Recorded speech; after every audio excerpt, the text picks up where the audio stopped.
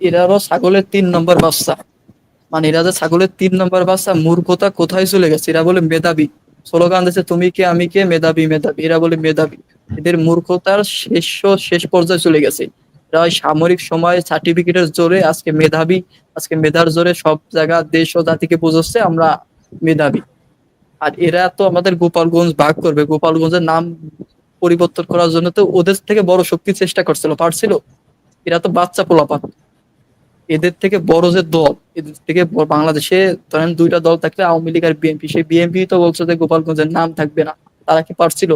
তারা যেহেতু পারে নাই, ওই ইস্টাক একটা কথা বলছিল যে এরা যে কত বড় মূর্খ, যে এদের এখন প্রাইমারি স্কুলে ভর্তি হওয়া উচিত যে রাজনীতি শেখার জন্য। কোথায় দিয়ে কি করতে হবে এখনো জানে না। ওরা গোপালগঞ্জে যায় উস্কানিমূলক বক্তব্য দেওয়ার কারণে আজকে দেশের এই পরিস্থিতি।